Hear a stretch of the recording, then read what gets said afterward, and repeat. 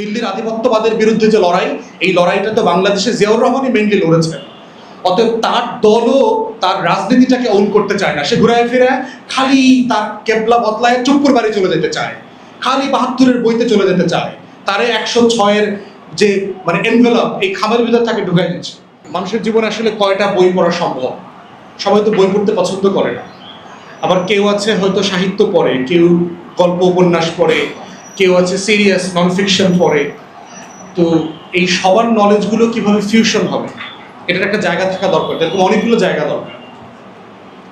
তো সেই জায়গাগুলো বাংলাদেশে ৬০-এর দশক থেকে যারা করেছেন তারা মূলত বাম রাজনীতির জায়গা থেকে করেছেন। এবং এখনও দেখবেন যে বাংলাদেশে এই যে ইনফর্মাল আড্ডা, জ্ঞান চর্চা যাই বলেন, সাহিত্য চর্চার এই জায়গাটা কিন্তু বামপন্থীরা নিয়ন্ত্রণ করে, কারণ তারা এগুলো প্রচুর করেছে। বিশ্ব সাহিত্য কেন্দ্র বলেন, তারপরে হচ্ছে বেঙ্গল যারা করেছেন, তারপরে যে পরিবাগে আপনার কি বিকাশ কেন্দ্র একটা আছে, সংস্কৃত বিকাশ কেন্দ্র, টিএসসি কেন্দ্রের জায়গাগুলো। স্যাডলি এখানে আমরা যাদেরকে দিল্লির আধিপত্যবাদ বিরোধী শক্তি বলি মোটা দাগে, এই সকল ডান, সকল বিএনপি, সকল জাতীয়তাবাদী এবং ইসলামী মূল্যবোধের লোক, এরা যত না নিজেদের রাজনীতি করছে, তারা কখনো কালচারাল পলিটিক্সটা করে নাই। এবং এই জন্য দেখবেন তাদের প্রচুর, তারা কিন্তু খুব ধনী মানুষ। বাংলাদেশ ইসলামপন্থী দলগুলো হচ্ছে দল আকারে সবচেয়ে ধনী সংগঠন, তারা বিএনপিটাও কিন্তু ধনী সংগঠন, কিন্তু দেখবেন তাদের এরকম কোনো সেন্টার নাই। তাদের এরকম ঢাকা শহরে স্যাডলি অথবা লাকিলি যাই বলেন, আমি ঢাকার আরবান মিডল ক্লাসের প্রত্যেকটা চক্রের সাথে আমি জড়িত। যারা বাংলাদেশে যত দুষ্টামি আছে, যত ভালো কাজ আছে, এই সবগুলোর সাথে আমি কোনো না কোনো ফর্মে জড়িত, সবাইকে আমি চিনি। কিন্তু এর ভিতরে টোটাল এই দিল্লির আধিপত্যবাদ বিরোধী যে শক্তি যাদেরকে আমরা মোটা দাগে বলছি, তাদের কোনো স্টেক নাই, জিরো। যদি ইনকলাবকে আমরা বাদ দিই, এখন আমার দেশ, মাহমুদ ভাই, এরকম দু একটা লোক অথবা প্রতিষ্ঠানকে বাদ দিলে এটার মধ্যে আসলে কিছু নাই। এবং দেখেন পরিবর্তনটা কখন হয়েছে। গত বছর আন্দোলনের ন্যারেটিভের পরিবর্তনের নায়কদেরকে খেয়াল করেন। তারা ঐতিহাসিকভাবে কিন্তু ওই ঘরানায় বড় হওয়া যারা হাসিনার বিপক্ষে চলে গেছে, যারা দিল্লির বিপক্ষে চলে গেছে। খেয়াল করে দেখেন, তারা কিন্তু এই ঐতিহাসিকভাবে এই বলয়ের লোক না। আমরা যে বলয়কে ধারণ করি, মধ্য ডান থেকে ডান, এই ডানের লোকরা কিন্তু মোটা দাগে এই পিকচার এঁকে নতুন লড়াইটা তৈরি করতে পারে নাই। ছবি তুলে এই ছবিটাকে সারা পৃথিবীতে ছড়ায় দেওয়ার যে রাজনীতি, এই ফ্রেমের রাজনীতি, দেয়াল লিখনের যে পলিটিক্স, এই পলিটিক্সটা কিন্তু এই দিল্লির বিরোধী জনগোষ্ঠী করতে পারে না। তার বক্তব্যটাকে কারা তুলে নিয়ে আসছে দেখবেন, ঐতিহাসিকভাবে যারা ওই ৬০-এর দশকের বাম, সেকুলার, লিবারাল এই ঘরানা থেকে যারা উঠে আসছে। এবং আমরা যেহেতু নিজেরাও বাম রাজনীতি করেছি এক সময়, এবং আমরা এই শব্দের রাজনীতিটা বুঝি, আমরা এটার পার্থক্যটা ধরে ফেলতে পারি যে কোথায় কোন শব্দটা কে লিখলো, কেন লিখলো, এটার মধ্য দিয়ে আসলে তার রাজনীতিটা কি, সে আসলে কি বোঝাইতে চায়। এবং দেখবেন এইটা হওয়ার কারণে যেটা হয়েছে, আওয়ামী লীগের যে কালচারাল মনোপলি ছিল, সেইটা গত বছর জুন জুলাইতে ভেঙে গেছে। সাডেনলি দেখবেন ড্রিক গ্যালারির শহীদুল আলম ভাই দেখেন, সে বিএনপির মঞ্চে গেছে, সে ওখানে গিয়ে বক্তব্য দিয়েছে। সে আমাদের অনেকের প্রোগ্রামে আসছে, আমাদের ছাত্রদের প্রোগ্রাম, এনসিপির প্রোগ্রাম, এবি পার্টির প্রোগ্রাম, সবার প্রোগ্রামে কিন্তু সে গেছে।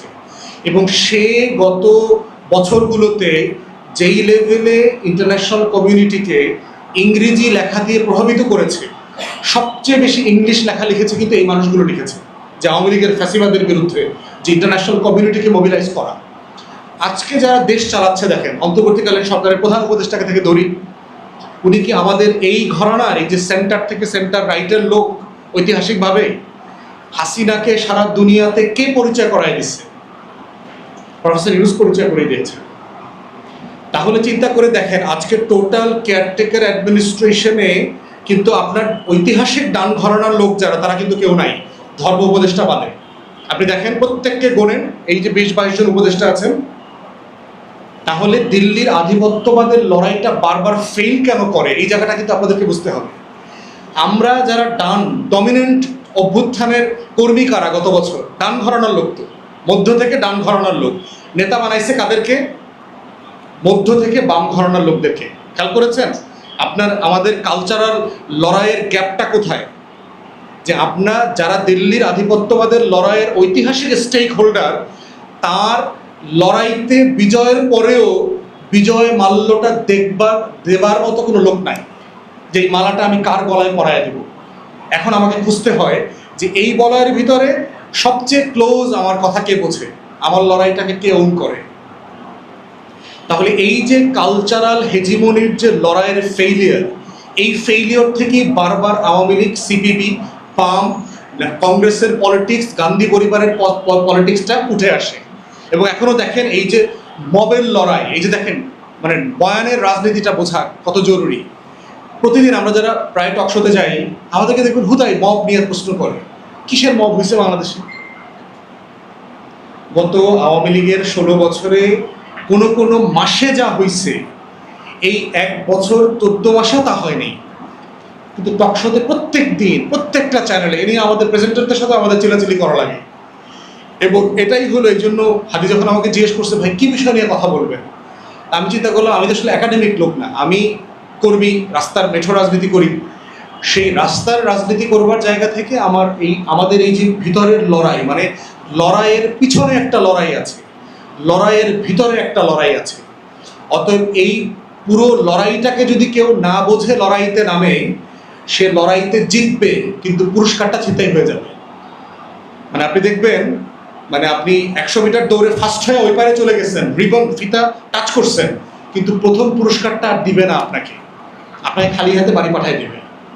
বলবে যে তুমি দৌড় 1 সেকেন্ড আগে শুরু করছো, এত তাড়াতাড়ি দৌড়াইলা কেন? দৌড়াইবা পিছনের লোকটাকে এত পিছনে ফালাইতে হবে কেন? ওরে তো আরেকটু ওয়েট করতে পারতা। তুমি সবসময় এত দৌড়ানোর এই শিখলা কার কাছ থেকে? নিশ্চয়ই তোমার টিচারের সমস্যা আছে, টিচার মৌলবাদী, তোমার টিচার হুজুর ছিল, তাহলে তোমার এই দৌড়েটা অ্যাকসেপ্টেবল হবে না। তোমার বাবার নাম কি? বলে আমার বাবার নাম, জন্ম কোন সালে? বলে 1971 সালে। কোন পক্ষে ছিল? বলে তো পক্ষ জানি না। তাহলে তুমি নিশ্চয়ই রাজাকার ছিল না, তোমার এই দৌড়ে পুরস্কার দেওয়া যাবে না। বাংলাদেশের বয়ানগুলো খেয়াল করে দেখো তোমরা, অথবা আপনারা দেখেন যে এইভাবে একটা জিনিস প্রতিনিয়ত আমাকে ডিফেন্সিভ খেলতে হইতেছে কন্টিনিউয়াসলি। আমার উপর ইম্পোজ করা হয় যে আপনি তো আসলে খারাপ লোক। মানে হুদাই ভাই আমি খারাপ লোক কি করলাম? তাকে উল্টা প্রশ্ন করতেছি না, ভাই আপনি কবে ভালো মানুষ ছিলেন? এই জন্য টিভিতে 2-1 জন প্রেজেন্টারকে আমি গিয়ে বলছি, ভাই আমাকে লাইভে যদি বিব্রত করেন, আমি কিন্তু আপনাকে পেশা না বানায়া স্টুডিও ছাড়বো না। Very clear. এই জন্য অনেক প্রেজেন্টার আমার চোখের দিকে তাকায় বলে, ভাই আপনারা দেখলে ভয় লাগে। আমি এটা তো খুব ভালো খবর। এই ভয়টা চাই আমরা দিল্লি পর্যন্ত পৌঁছে যাক। শুধু আমার টকশোর প্রেজেন্টার আমার ভয় পাইলে হবে না, হাদিরে ভয় পাইলে হবে না। এই ভয়টা দিল্লি পর্যন্ত পাইতে হবে, কলকাতা পর্যন্ত পাইতে হবে। আমি এখানে চোখ ডাঙানি দিলে যেন ওর আত্মা কাইপা যায়, এরকম হইতে হবে, না হলে এই দেশ স্বাধীন থাকবে না। তো এই জন্য হচ্ছে এই লড়াইটা বোঝা দরকার যে এই লড়াইটাতে কালচারাল যুদ্ধটা ছাড়া অন্য যুদ্ধটা হয় না। এই জন্য দেখেন ইসলামের ইতিহাসে যাই, পুরো মক্কি জীবনে আল্লাহ রাসূল সাল্লাল্লাহু আলাইহি সাল্লামের উপরে যে আয়াতগুলো নাজিল হয়েছে, এই আয়াতগুলোর সামারি কি? তাওহীদ, রিসালাত, আখিরাত। এর ভিতরে দুনিয়া আছে, মানে আমি কিভাবে চলবো, মুআমালাত, আখলাক, শরিয়া, রাষ্ট্র, সমাজ, এর ভিতরে কিছু আছে নাই। এই জিনিসটা কি আমরা কখনো বোঝার চেষ্টা করেছি? মানে ওলামায়ে কেরামদের ওই পয়সা লেখাপড়া করার বাইরে এসে এটাকে বোঝার চেষ্টা করেছি যে কেন মক্কি জীবনের 13টা বছর একই কথা বারবার বলছে না? এই মরার পরে কিন্তু একটা জীবন আছে, এই জীবনটা কেমন হইব? বলে যে কাফেররা, মুশরিকরা আসছে না, একটা হাড়ের টুকরা এনে এরকম আল্লাহ রসুলের সামনে গুঁড়া করে দিছে না? রসুলকে জিজ্ঞেস করতেছে, ইয়া মুহাম্মদ, তুমি বলতেছো তোমার রব এই হাড়ের টুকরা থেকে আবার আমাকে জীবিত করবে? আল্লাহ রসুল তখন আল্লাহ তাআলা কি বলছে? হ্যাঁ করবে। কিভাবে উদাহরণটা দিয়েছে? তুমি একসময় ছিলা কিনা? আমরা তো একসময় নাই ছিলাম, তাই না? আমরা একসময় ছিলাম না। তো বলে যে এই হাড়ের গুঁড়া থেকে তোমাকে ফিরায় নিয়ে আসা সহজ না, তুমি যখন ছিলা না, নাই ছিলা, সেখান থেকে তোমাকে সৃষ্টি করা সহজ। কোনটা সহজ? আল্লাহ তাআলা প্রশ্ন করতেছে কোরআনে যে আমি তো কঠিনটা করে ফেলছি, তাহলে এই সহজটা কেন করতে পারবো না? তাহলে এই টোটাল তাওহীদ, আখেরাত রেসালাতের কনভারসেশনটা হচ্ছে কালচারাল ফাইট। মনে রাখতে হবে, মাক্কি জীবনে আল্লাহ রসুলের ফাইটটা ছিল কি? কোরাইশের মুশরিকি ব্যবস্থাপনার বিরুদ্ধে ফাইট। উনি কি মূর্তি ভাঙছে এই 13 বছর? মক্কার কাবা ঘরে যে মূর্তিগুলো ছিল এই 13 বছর উনি কোনো মূর্তি ভাঙছে? ভাঙে নাই তো। লোক ছিল না লুকায় চুকায় গিয়া দরজাটা ভাঙা সব মূর্তিগুলো ভেঙে দিয়ে আসতে পারতো না? ভাঙে নাই তো। কারণ মূর্তি কি শেলফে সাজানো মূর্তি ভাঙতে হবে, না মাথায় যে মূর্তিগুলো আছে এই মূর্তিগুলো আগে ভাঙতে হবে? মাথার মূর্তি আগে ভাঙতে হবে না? মাথার মূর্তি ভাঙার রাজনীতির নাম হচ্ছে কালচারাল ফাইট। ওইটা তাওহীদ দিয়ে ভাঙতে হবে, ওইটা রেসালাত দিয়ে ভাঙতে হবে, ওইটা আখেরাতের গল্প বলে ভাঙতে হবে। কারণ মাথায় যদি মূর্তি থাকে, শেলফে যদি মূর্তি নাও থাকে, তারপরও সে আল্লাহকে বিশ্বাস করতে পারবে না, তাই না? সে নতুন নতুন মূর্তি বানাবে অন্তরের ভিতরে, সে দুনিয়ার মূর্তি বানাবে, সে এই সম্পত্তির মূর্তি বানাবে, সে কাগজের মূর্তি বানাবে, সে অনেক কিছু বানাবে। তো এই জন্য এই নতুন জায়গা থেকে দেখার জায়গা আর কি, যে আমি বোধ করি ওই 13 বছর ছিল মানুষগুলোকে কালচারাল ফাইট দিয়ে প্রিপেয়ার করা, নেক্সট স্টেট বিল্ডিং, রাষ্ট্র গঠনের প্রকল্প। আমার এই যে বিশাল হাজার হাজার বছর ধরে একটা লাইফস্টাইল মানুষ চালাবে, সেই চালানোর জন্য যে মনস্তত্ত্ব তৈরি করা দরকার, এই ফাইটটা ছিল 13 বছরের ফাইট। এবং কালচারাল ফাইটের উপরেই হচ্ছে ফাউন্ডেশনের ওই ভিত্তিতে হচ্ছে পিলার দাঁড়ায়। তখন রোমান এম্পায়ারকে পরাজিত করা যায়, তখন পার্সিয়ান এম্পায়ারকে পরাজিত করা যায়। কিন্তু 13 বছরের ওই কালচারাল ফাইটটা না করলে যেটা হইতো, দখল করতো, ধরে রাখতে পারতো না। মুসলমান হইতো কিন্তু ওরা আবার ধর্মচ্যুত হয়ে যেত, মোরতাদ হয়ে যেত। সেই জন্য একটা সমাজ, একটা রাষ্ট্রের পাটাতন তৈরি হয় হচ্ছে এই চিন্তার উপরে ভিত্তি করে, এই কালচারাল লড়াইয়ের উপরে ভিত্তি করে। আমার স্যাড রিয়ালিটি হচ্ছে যে আমি 2 বার রাষ্ট্র বানাইছি, কিন্তু হাওয়ার উপরে বানাইছি। খালি আমি বুঝছি যে এটা ভালো না, খালি এইটা ভালো না বলে আমার একটা জিনিস দরকার, কিন্তু আসলে সে সুন্দর না এর মানে কি সে হ্যান্ডসাম? ব্যাপারটা কি তাই? মেলে না তো। এই জন্য বারবার আমি নেগেট করেছি যে আসলে এটা ঠিক না।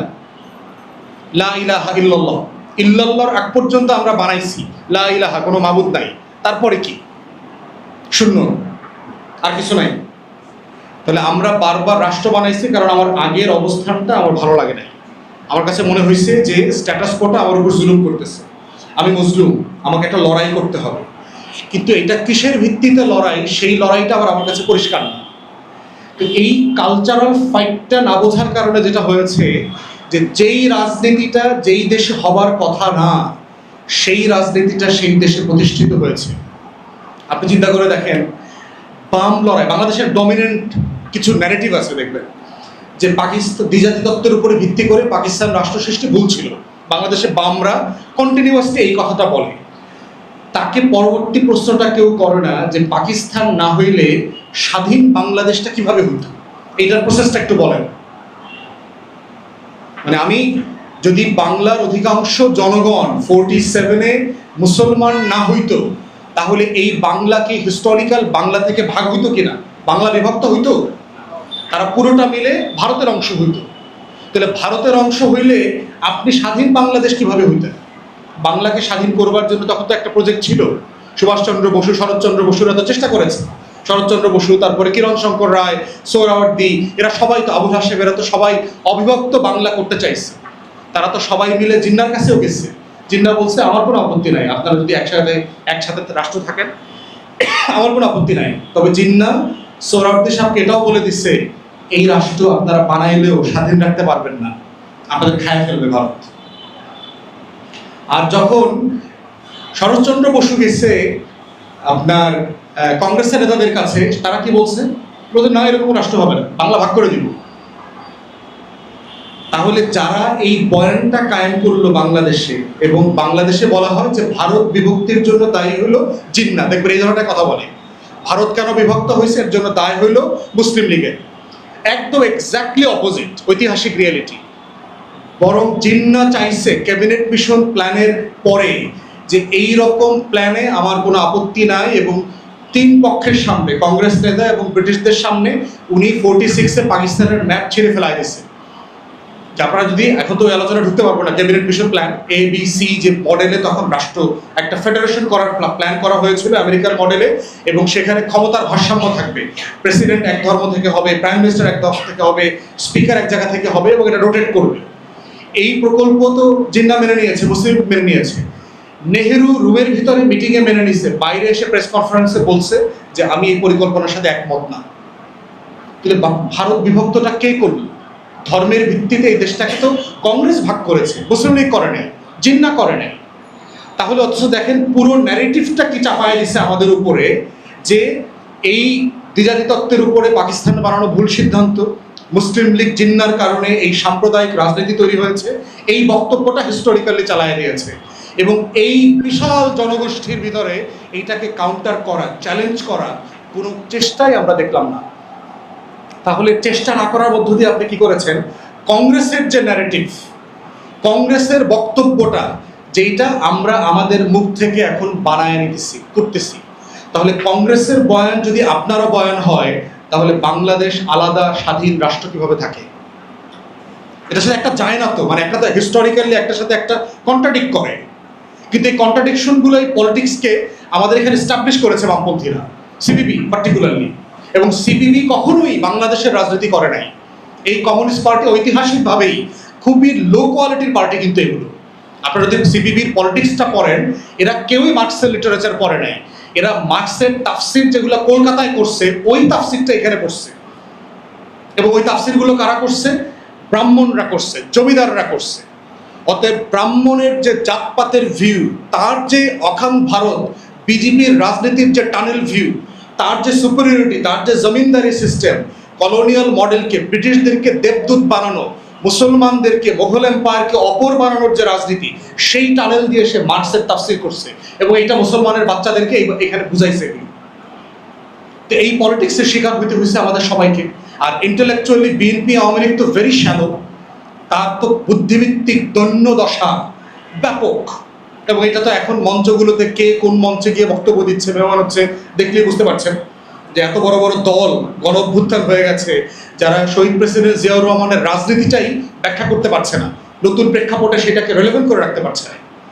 তো সেই যে ন্যারেটিভের পলিটিক্স যেটা আমাদের উপর চাপিয়ে দেওয়া হয়েছে, এই জায়গাটা পরিষ্কার না হওয়া পর্যন্ত আমার এই মাটির একটা রাজনীতি, সুবা বাংলার রাজনীতি, নবাবী আমলের রাজনীতি, সুলতানি আমলের রাজনীতি, আমার যে সোনার বাংলার পিরিয়ড, যেই বাংলা পৃথিবীর সবচেয়ে ধনী অঞ্চল ছিল, আমার মোস্ট প্রসপারাস টাইম, সেই অংশটাকে ব্যাপারে আমাকে গর্বিত করতে দিচ্ছে না। বলা হচ্ছে মিস্টার বিন, দেখছেন মিস্টার বিনটা শুরু হয় কেমনে দেখছেন না? একটা মানুষ হুট করে ধম করে এরকম পড়ে লাইটের মধ্যে দিয়ে, এবং সে যা যা করে সেটা ইংল্যান্ডে ব্রিটিশ সোসাইটির মানুষটা এগুলো করে না। এটাই তো আইডিয়াটা, থিমটা। আমাদের পুরো মুক্তিযুদ্ধের ন্যারেটিভ, আমাদের বাংলাদেশ রাষ্ট্রের ন্যারেটিভটা দেখবেন, ওই হঠাৎ করে 71 সালে একটা রাষ্ট্র টুস করে উপর থেকে পড়ে গেছে, আমার কোনো আগের ইতিহাস নাই দেখবেন। আওয়ামী লীগের বয়ানটা দেখেন শুরু হয় 52 সাল থেকে। 52 সালে এটা হয়েছে, 66-এর এই 6 দফা আন্দোলন, 69-এর গণ অভ্যুত্থান, 70-এর নির্বাচন, 71-এর মুক্তিযুদ্ধ, এই তো আওয়ামী লীগের ন্যারেটিভটা, গল্পটা না?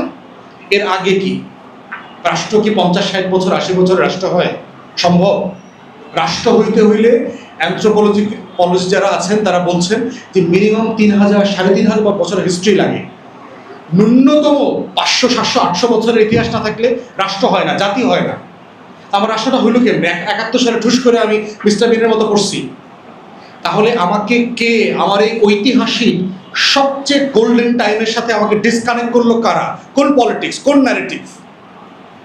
এইটা যদি আমাদের এই 24-এর তরুণরা না বোঝে, আগামী দিনে রাষ্ট্র প্রকল্প আবার ব্যর্থ হবে, আমরা আবার দিল্লির প্যাটার্নে ঢুকে যাব।